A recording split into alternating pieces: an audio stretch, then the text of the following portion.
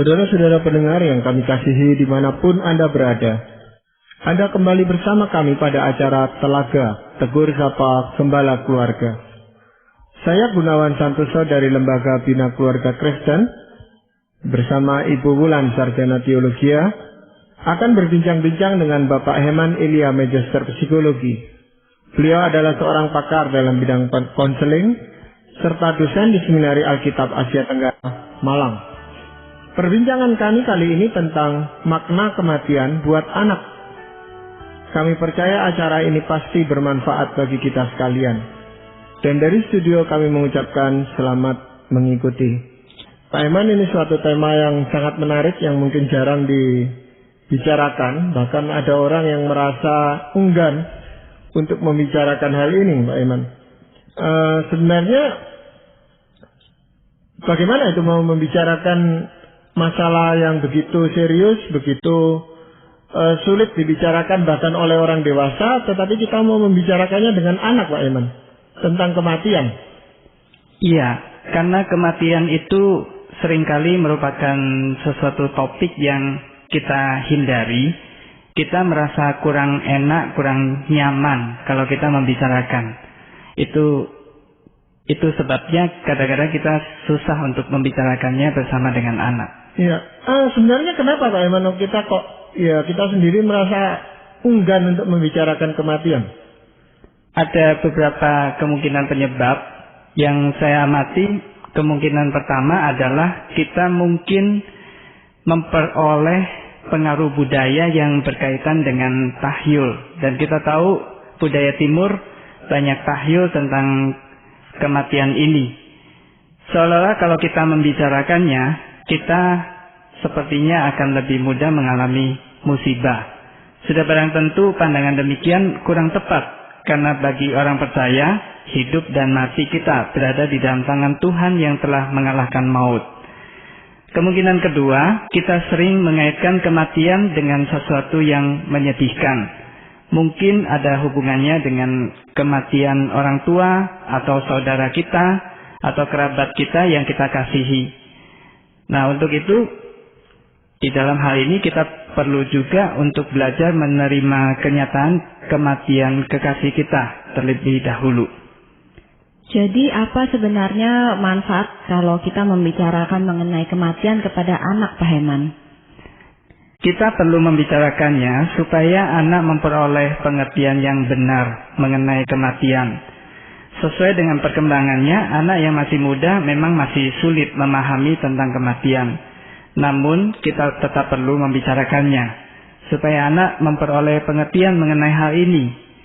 Nah, ini kalau kita balik, kalau anak keliru konsep tentang kematian, maka anak akan menyimpan pertanyaan-pertanyaan yang tidak terjawab. Dan kadang-kadang hal ini akan menyebabkan rasa duka yang sulit diselesaikan pada diri anak.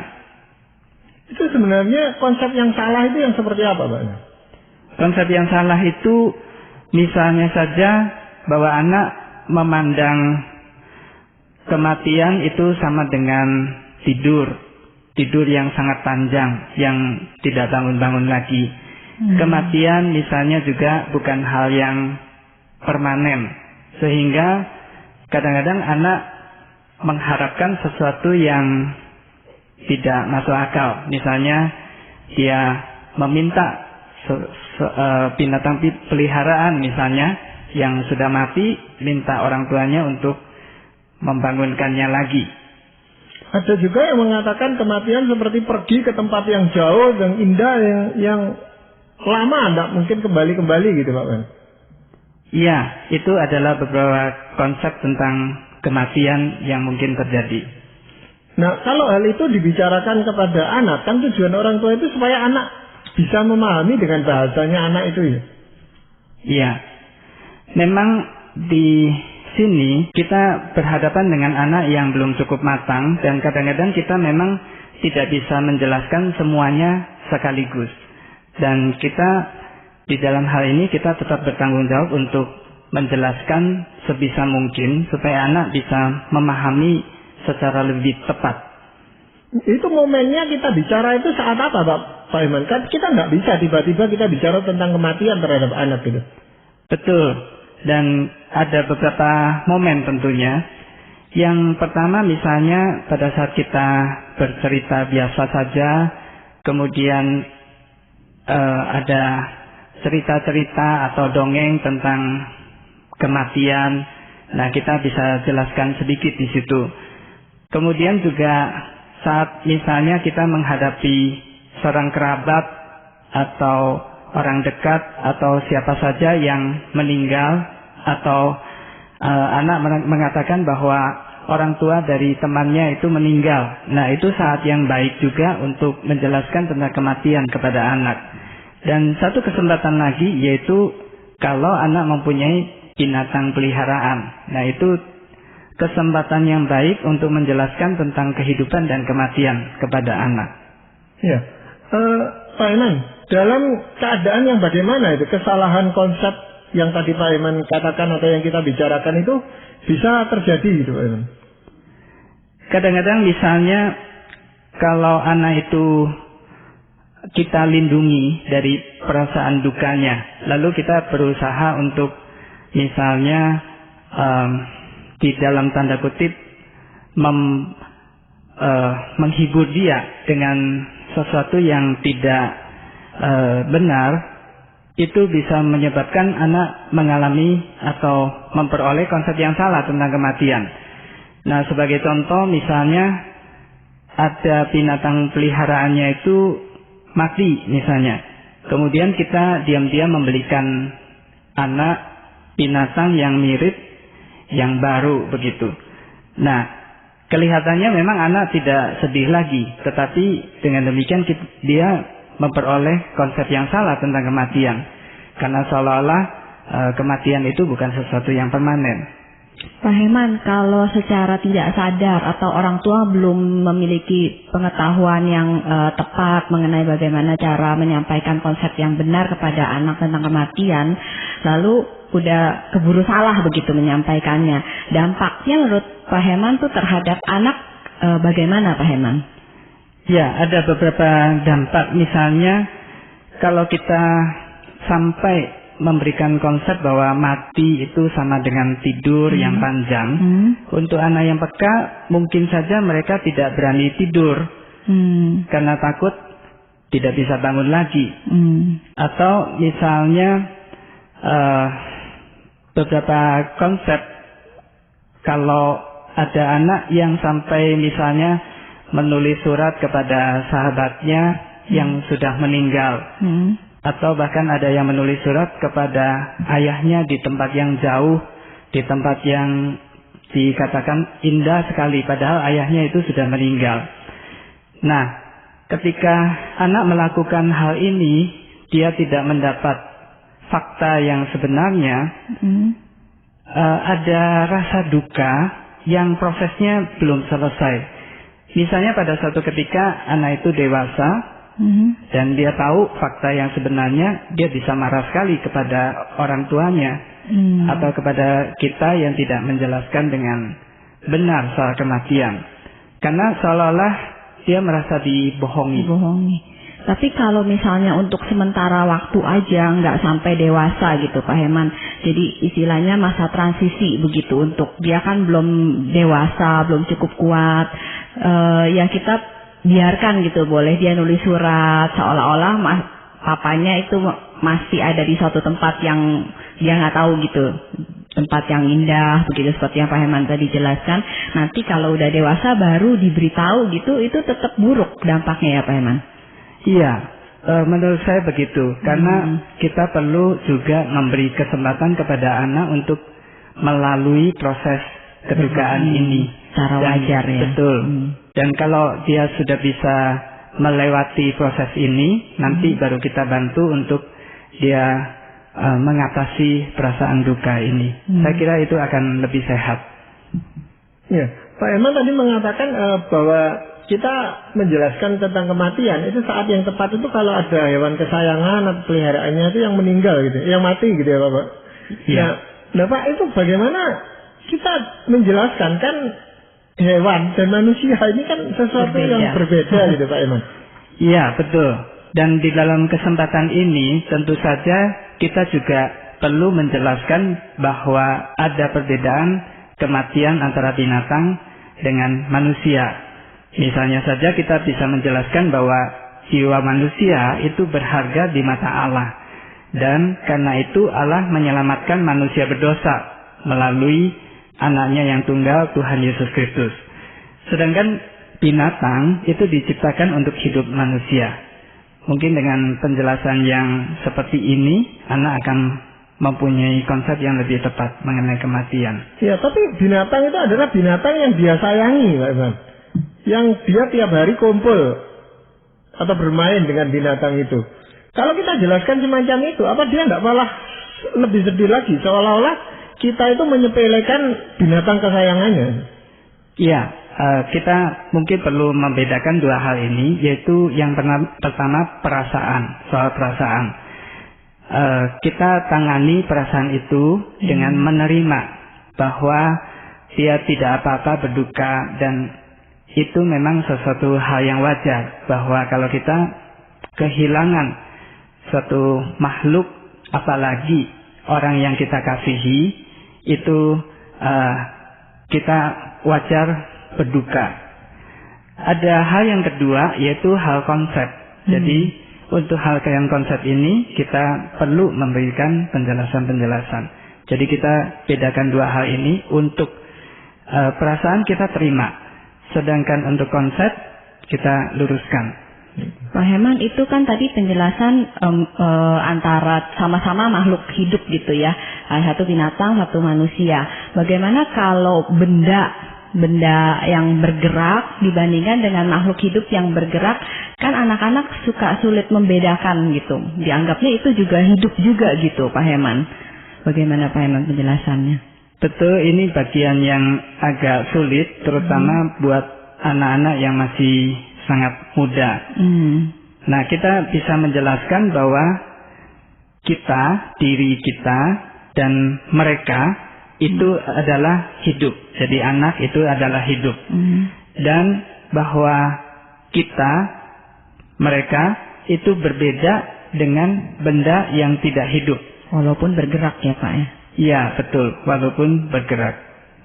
Jadi misalnya mainan dapat bergerak bukan karena mainan itu punya kehidupan.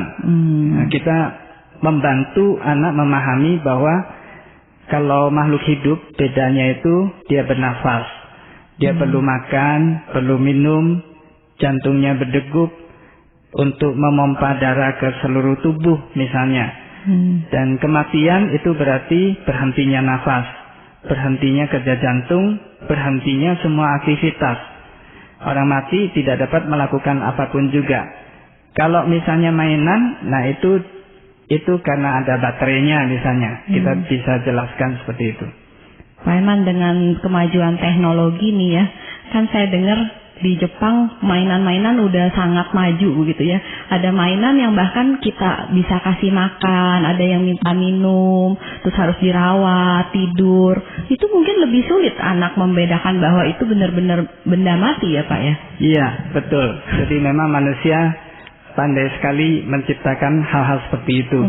Nah, kalau misalnya ternyata mainan-mainan seperti itu sudah mulai ada di Indonesia dan mungkin kita miliki, memang itu bagian yang lebih sulit untuk dijelaskan. Tetapi kita tetap bisa menjelaskan bahwa kalau yang dibuat oleh manusia, nah itu manusia sampai saat ini tidak bisa membuat kehidupan. Seperti itu. Kehidupan hanya diberikan oleh Tuhan. Iya. Ya, kenyataannya kan anak harus menghadapi bahwa setiap makhluk hidup yang tadi Pak Iman katakan, baik manusia maupun hewan, itu kan suatu saat harus mati gitu Pak ya. Nah, ini bagaimana kita menjelaskan kepada anak supaya anak itu jangan merasa takut dan nanti saya akan suatu saat juga akan mati juga gitu. Karena akan timbul pertanyaan itu Pak. Iya, kadang-kadang ketakutan memang tidak bisa dihindarkan sepenuhnya. Tetapi kita perlu siapkan anak bahwa pada akhirnya semua manusia akan mati. Tetapi sampai pada titik ini kita tidak berhenti. Kita sebagai orang percaya mempunyai pengharapan. Dan kita bisa menjelaskan bahwa kematian manusia bukan akhir dari segalanya. Barangkali itu kuncinya. Ya, Pak Iman, sekarang ini kita melihat seringkali anak juga melihat di tayangan TV dan sebagainya, cerita-cerita khayal itu yang menunjukkan bahwa yang mati-mati ini bisa hidup lagi gitu Pak. Nah ini kadang-kadang sulit menerangkan kepada mereka, pada anak-anak. Iya, mungkin ini betul bagian yang sulit. Kita perlu juga lebih banyak bercerita kepada anak hal-hal yang dari Alkitab, dari dunia nyata begitu. Dan anak perlu kita jelaskan berbeda antara kehidupan nyata dengan cerita atau dongeng atau yang dikarang oleh manusia. Jadi ada fakta yang anak perlu kenali dan ada juga fiksi. Nah, betul pada anak yang masih sangat muda ini lebih sulit. Tapi secara bertahap anak harus tahu bahwa yang benar adalah kematian adalah sesuatu yang permanen. Memang betul pada saat seseorang mati di dunia ini dia tidak akan hidup kembali. Tetapi kematian bukan akhir dari segalanya. Jadi masih ada kehidupan di alam sana, kehidupan atau kebinasaan yang kekal. Nah, kita di sini bisa menjelaskan hal-hal yang rohani bahwa orang yang percaya akan masuk ke kehidupan yang kekal. Ya Pak Iman, sehubungan dengan itu bagaimana kita menjelaskan tentang kebangkitan Tuhan Yesus yang juga kita terangkan kepada anak bahwa Tuhan Yesus itu setelah meninggal gitu 3 hari kemudian dia bangkit. Ya. Nah, di sini bedanya kita menjelaskan bahwa Tuhan Yesus adalah Tuhan. Dan dia memang lahir sebagai manusia, tetapi dia mengalahkan maut. Dan itulah pengharapan dari kita. Jadi kita yang mati di dalam dosa, kita akan bangkit nantinya karena kebangkitan Tuhan Yesus yang kita percayai. Memang tidak semuanya langsung anak bisa pahami. Salah satu contoh misalnya soal kekekalan. Karena kekekalan ini baru akan dipahami anak mungkin kurang lebih kalau anak remaja. Anak baru bisa berpikir secara abstrak. Kekekalan itu banyak berkaitan dengan pikiran abstrak. Pak Iman, apakah ada dampak yang negatif itu kalau anak itu melihat seseorang yang meninggal dengan cara yang tidak wajar, misalnya bunuh diri atau tertabrak itu sampai luka-luka parah, itu ada pengaruhnya tidak Pak dengan anak? Tentu saja ada, tetapi kita bisa jelaskan seperti ini. Apapun cara seseorang mati, misalnya dengan cara yang tragis dan sebagainya, tetapi kalau seseorang sudah hidup di dalam Tuhan, kematiannya adalah kematian yang berharga juga di mata Tuhan. Dan kematian kita tidak membedakan bagaimana cara seseorang mati, tetapi apakah seseorang itu mati di dalam Tuhan atau di luar Tuhan.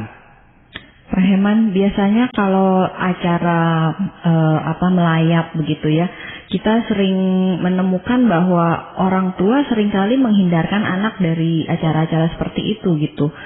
Walaupun itu sebenarnya keluarga terdekat, apakah kakak dari si anak itu atau ayah atau siapa gitu.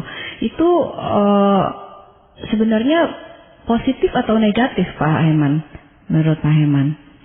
Saya pribadi berpendapat ada kalanya anak juga boleh diajak ke tempat pemakaman, terutama pemakaman orang-orang yang terdekat dengan kita. Jadi saya sendiri mengajak anak saya menghadiri pemakaman dengan asumsi saya bisa mengajarkan hal yang benar kepada mereka. Selain itu juga penyelesaian masalah kedukaan itu tadi, bahwa upacara penguburan itu sepertinya menutup suatu bagian dari sejarah hidup kita. Dan di sana ada perpisahan. Ketika anak mengalami perpisahan itu, nah anak sepertinya bisa lebih tuntas begitu nantinya di dalam penyelesaian masalah emosionalnya. Itu kalau anaknya Pak Herman mungkin sudah remaja ya. Kalau yang anak-anak itu apa bisa mengerti gitu Pak Herman? Ya, saya mengajak anak saya ke tempat pemakaman itu mungkin sejak usia 6 tahun, 7 tahun itu sudah mereka menghadiri. Mereka memahami Pak? Tentu saya percaya tidak sepenuhnya mereka paham. Tetapi mereka akan lebih cepat mengerti nantinya. Kalau diajak gitu ya Pak ya. Betul. Ya, nah itu kesedihan yang mereka alami karena itu tadi Pak Eman katakan suatu saat perpisahan nih Pak Eman ya. Itu buat anak itu kan bisa lebih cepat hilang itu daripada kita yang dewasa ini. Tergantung siapa, kedekatan. Iya, tergantung kedekatan dan siapa mereka hilang. Kadang-kadang anak merasa kehilangan karena kematian itu tidak terlalu nampak dari luarnya.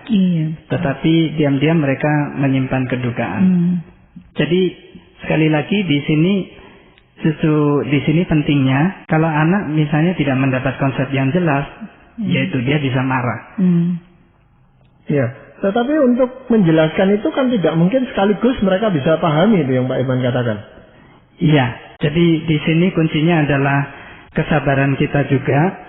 Dan kalau misalnya ada sesuatu yang mungkin semakin membuat anak bingung dan kita sendiri sulit menjawabnya, mungkin lebih bijaksana kalau kita katakan misalnya soal kekekalan, anak belum bisa memahami seluruhnya, kita katakan, ya pelan-pelan kamu akan lebih mengerti tentang kekekalan. Papa atau mama belum dapat menjelaskan semuanya. Nanti kita akan bicarakan lagi tentang ini kalau kamu sudah lebih besar nanti. Misalnya dengan cara begitu jadi anak juga lebih puas. Iya, Pak Iman, apakah anak itu yang sudah memahami tentang kematian, lalu dia mempunyai sikap yang lain terhadap kematian, artinya tidak lagi takut menghadapi kematian atau bagaimana, Pak? Setidaknya dia akan lebih siap menghadapi kematian orang lain, kerabat dekatnya maupun dirinya sendiri. Dia tahu bahwa semua orang mati. Itu yang pertama. Dan yang kedua, kematian bukan berarti akhir dari segalanya. Jadi anak mempunyai pengharapan di balik kematian itu. Sekalipun ada rasa duka, tetapi bukan rasa duka yang tidak terselesaikan. Ya, seringkali memang menghadapi jenazah itu kita tuh punya perasaan yang agak lain gitu Pak Iman. Iya. Dan menghadapi pada saat dia hidup. Iya. Itu sebenarnya perasaan apa Pak Iman yang muncul itu di dalam diri kita itu? Ya, kadang-kadang bisa perasaan kehilangan, perasaan sesuatu perasaan yang asing, aneh, karena kita tidak bisa mengetahui sepenuhnya apa yang terjadi dengan orang yang meninggal itu sampai pada saat mungkin kita sendiri meninggal seperti itu. Makanya kadang-kadang kita itu tidak mengajak anak atau tidak melibatkan anak itu. Anak itu kan seringkali kepingin tahu, tanya. Nah kita itu sudah merasa sedih, kita merasa kehilangan, lalu ditanya-tanyai seperti itu, lalu jadi tidak enak gitu Pak Iman. Iya, di dalam situasi yang seperti itu kita boleh saja mengatakan seperti ini. Iya, Bapak ngerti kamu ada banyak pertanyaan, kamu banyak hal yang belum pahami. Nanti boleh nggak setelah ini selesai semua, kita sudah sampai di rumah dan kita sudah tenang, baru Bapak akan jelaskan tentang hal ini lebih banyak kepada kamu. Seperti itu. Itu masih lebih bisa diterima ya? Iya. Anak gitu ya? Kalau kita langsung marah-marah, takutnya untuk seterusnya anak juga tidak berani bertanya lagi kepada kita. Dan juga yang sangat penting di sini adalah supaya anak memahami juga tentang konsep-konsep rohani, misalnya tentang dosa, kematian itu kan akibat dosa, tentang penyelamatan dari Tuhan Yesus Kristus. Ya, kalau begitu, apakah ada ayat firman Tuhan yang bisa mendukung kita untuk mengajarkan atau menjelaskan tentang kematian ini kepada anak kita? Ada satu ayat yang bagus sekali dari Mazmur 116 ayat 15. Berharga di mata Tuhan kematian semua orang yang dikasihinya. Ya, itu kita jelaskan bagaimana kepada anak itu. Bahwa kita adalah orang-orang yang dikasihi oleh Tuhan. Kita yang sudah percaya di dalam nama Tuhan Yesus Kristus.